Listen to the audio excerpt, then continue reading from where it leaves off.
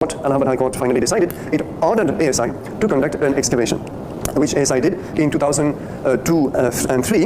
And this is one of the views of the excavation. It was done over a fairly wide area, which whatever could be reached without disturbing the makeshift temple. And they detected the existence of an ancient mound over 1 square kilometer with a cultural deposit of 10.8 meters. Now, this is important because even the very height of this deposit, cultural deposit means all the successive layers of human occupation in the course of time. So that there is such a height of deposit itself points to a very long occupation of the site. They divided it into 9 periods. So the excavations, even while the excavations went on, lots of controversies were constantly generated, especially by the pro-Babri Masjid Action Committee historians. Some were complaining that those taking part in the excavations were predominantly Hindus, and there should be equal number of Hindu and Muslim excavators, which was very funny because ASI never considers the religion of, its archaeologists. It's a bit like asking the Indian army if there's a war with Pakistan that we should have 50% Hindu and 50% Muslim Jawan, something of the sort. Anyway, after all this was settled down, the report was submitted. And these are the 9 periods which you need not actually take much note of because we're going to run through them. But the interesting point is that we have really the entire culture evolution in the Ganga Plains, right from northern black polished ware at the top all the way to the late Mughal period. So we'll go through that in greater detail. Let us start actually from period 1, which unexpectedly was dated through very reliable methods. Samples were sent abroad to very good labs to get firm dates. And this northern black polished ware, which normally is dated in the Ganges Valley to about 700 BC and not earlier, suddenly here jumped to 13th century BC. This has been since confirmed at other sites like Rajgir and a few more. So there is a bit of an unsettled controversy here, but this concerns only archaeologists about the real date of the northern black polished ware. Whatever it may be, this first period of occupation, very first period, throws up some artifacts like rough figurines, beads, but then in this particular location, no structural remains. I suppose that if we want to trace structural remains going to that period, we would have to excavate closer to the river, down from the mound. Probably there could be a chance to find some remains of this period. Anyhow, so very little cultural remain. But then we move to the historical period, as it is called. So that's 2nd century BC, the conquest of Ayodhya by the Shungas, assisted by the Indo-Greeks, incidentally. During this period, ASI reports figurines of a mother goddess. You have here the image of it, quite typical of Gangetic figurines of that period. Very typical. It's called, I think, the Mathura style of sculpture. Human and animal figurine, beads, etc. And for the first time, a rudimentary rough stone and brick structure, which marks the beginning of the structural activity at the site. As I said, there may have been structures earlier, but then the excavations were, of course, limited in extent. During the same period, something very interesting happens, which is the find of at Kaushambi, and Kaushambi is actually, close to, between Kanpur and Allahabad, so very much in this region. 2nd or 1st century BC, there is a very interesting terracotta figurine emerging from Kaushambi, where you see here this figure carrying this struggling lady. And you can see that she is dropping her ornaments to the ground. So this is very clearly the story of Ravana and Sita. This is the earliest artistic evidence we have to confirm the Ramayana story, basically. So this tells us that by this time, 1st or 2nd century BC, the Ramayana story is already widespread, and people are already representing it in various art forms. So this is, of course, most important. Then period 3 now, we have large brick structures and with a rammed floor, terracotta images of gods and goddesses. During this period, at Nashik, there is a cave inscription where a Shatavahana king actually praises his own father and compares him to Rama. He says, among many other ideal kings. So it shows that by this time, again, so very early, Rama is already, whether he is a mythical or historical person, doesn't matter. He is already taken as an ideal model for kings to follow. So this confirms that the Ramayana story is already widespread. Kaushambi again, 2nd century CE, there's an inscription on a stone slab which records some pious act in connection with Bhagavat Rama Narayana. And so whatever the precise act is, it shows that Rama is now worshipped. So we can clearly see that by this period, 2nd century CE or AD, the cult to Rama is already well established. So therefore, and here is a confirmation in the 3rd century CE, the same period 3 of the archaeologists.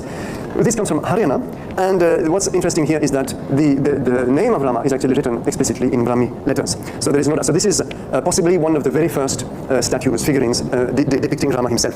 So it's quite clear that the claim that there is no cult to Rama before the 15th century, as some historians actually it was R.S. Sharma in this case made, is not valid. They have not looked at all this evidence. Mid 2nd century also, actually a Greek, the famous Ptolemy, who was also an astronomer, mentions Ayodhya as Sakoda. It's obviously a distortion of Saketa. So the city is famous enough or important enough for the Greek chroniclers when they depict the geography of North India to include it. 3rd century, Nagarjuna Konda, which is a famous Buddhist site in Andhra Pradesh, there is a stone panel depicting Bharata's meeting with Rama at Chitrakoot. So you see, once again, our borderlines between Buddhism, because it's a purely Buddhist site, and Hinduism are a little blurred, which is what we often see in ancient India. Haryana in 4th century, several inscribed terracotta panels depicting scenes from the Ramayana. And in this period, which is period 4, finds of various terracotta figurines at the site of Ayodhya. This refers to the ASI excavations, but nothing more precise than this at this stage. During this same period, the Chinese Buddhist pilgrim Fayen visits Ayodhya and mentions it. So you see those pilgrims were attracted not by any Hindu site, but they wanted to visit the Buddhist site. So that means that Ayodhya was still important as a Buddhist site. 6th century, Varahamihira, a totally different kind of evidence now. As I mentioned the other day, Varahamihira was the author of Brihat Samhita, which was an encyclopedia of basically all the knowledge available in his days.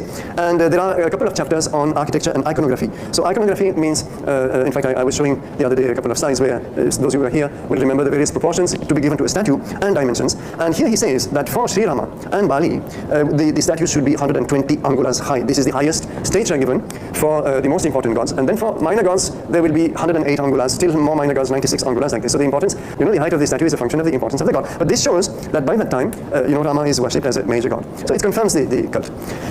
7th century, Xuanzang visits Ayodhya, which he calls Ayuto, and mentions the existence of 100 Buddhist monasteries with 3,000 monks. So this is quite a huge number.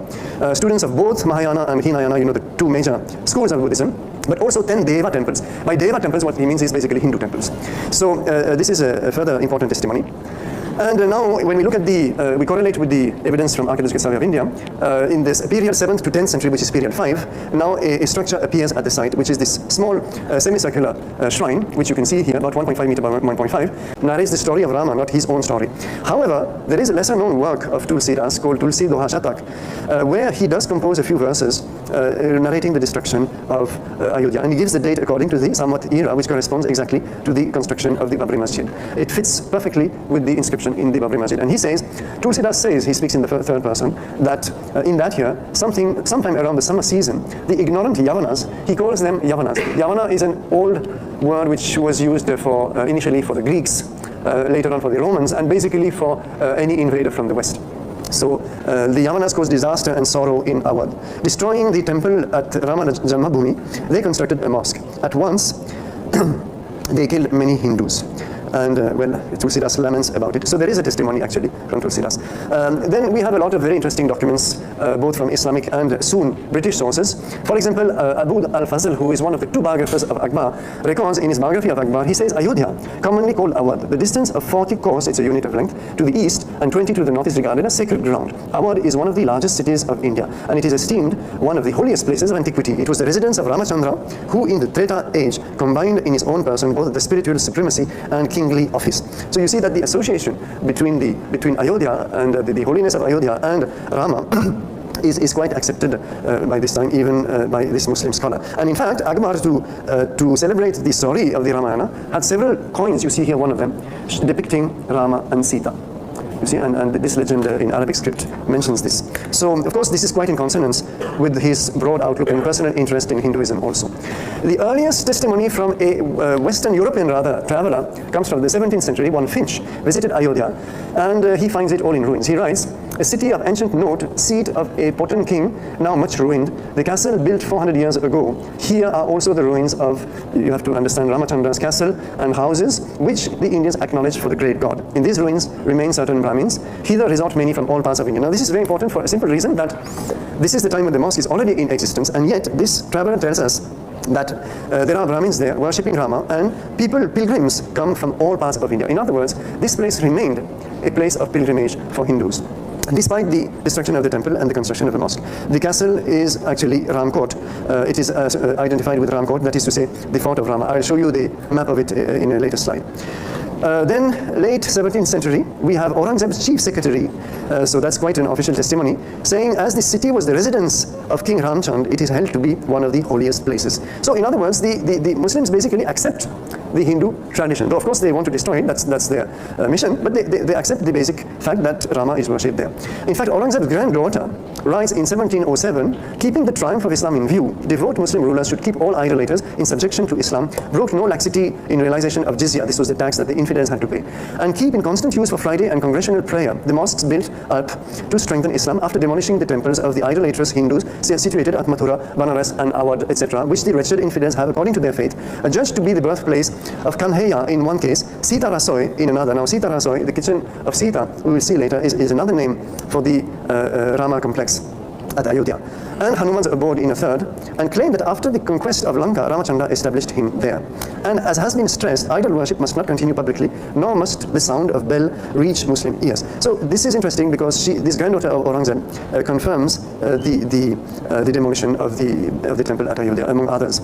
Then 18th century, we have a document signed by a high official, the Qazi of Faizabad, who mentions that a serious riot took place between Hindus and Muslims over the masjid built by the Emperor of Delhi. So this is important because it shows that 18th century Hindus and Muslims are fighting over the control of the place. So Hindus find this place important enough, in other words, to be prepared to fight over it. One Nawab, actually in the same period, who is in control of Ayodhya, invites Maratha help against impending Afghan invasion. And the Maratha leader agrees, the Nawab agrees to transfer, this is a kind of a concession he makes to secure Maratha assistance. He agrees to transfer the holy cities of Ayodhya and Kashi to the Maratha leader, who was Raghova. But the Maratha army gets entangled elsewhere in Punjab, so this does not happen. But it shows that as a concession, this was a kind of gesture that a Nawab was prepared to make to secure Hindu support. We have a very important testimony a little later in the 18th century by an Austrian Jesuit. His name is Joseph Tiefenthaler, and this testimony is quoted in like many of these documents in fact, in the judgment of the Allahabad High Court, but it was originally written in German, translated in French in the 18th century, and then translated from French into English for the court, but the translation is poor, so I have done it afresh. And it reads, Awad called Ayodhya, of course it's wrong spelling, by well-read Hindus, is a city of the remotest antiquity.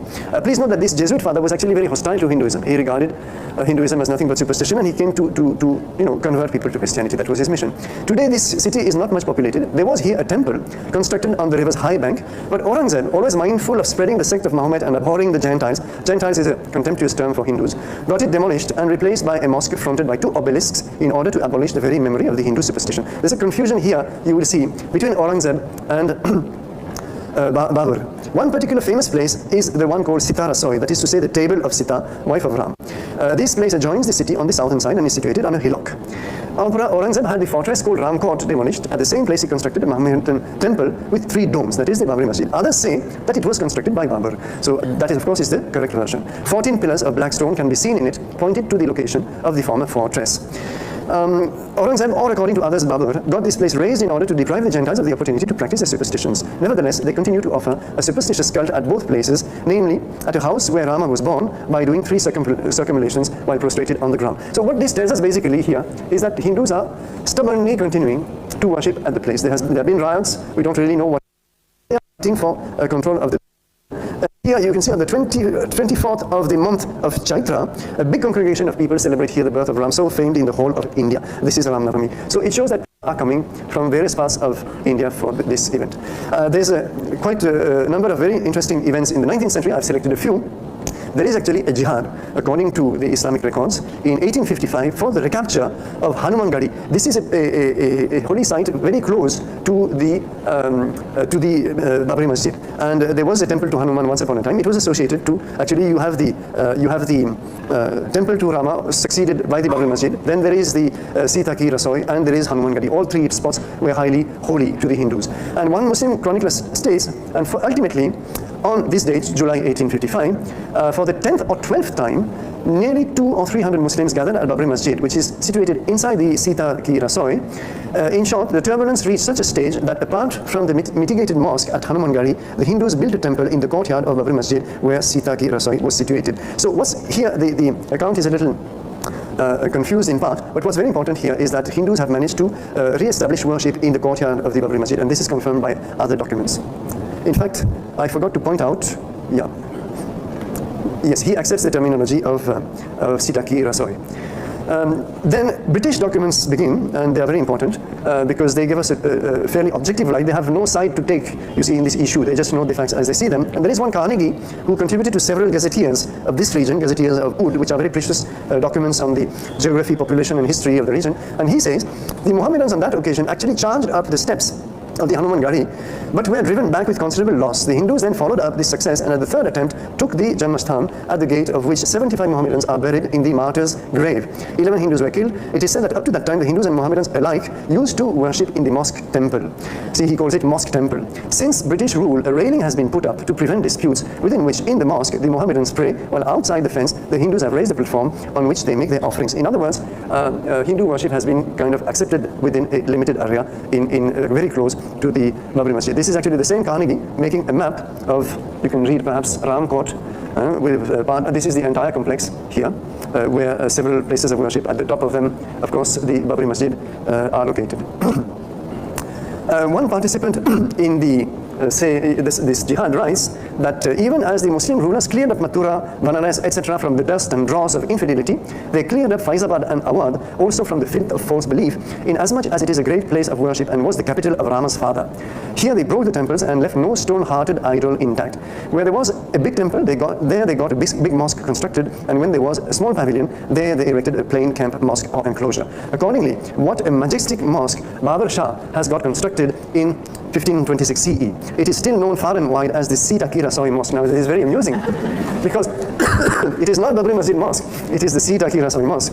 And this is from a Muslim writer. So you can see in any case that on the Muslim side, they had absolutely no difficulty in acknowledging, proudly in fact, that there was a temple and we demolished it to install this mosque. So it is difficult to understand the objections to this. 56 now, Awadh is annexed by the British, and that's the end of the Nawawi rule.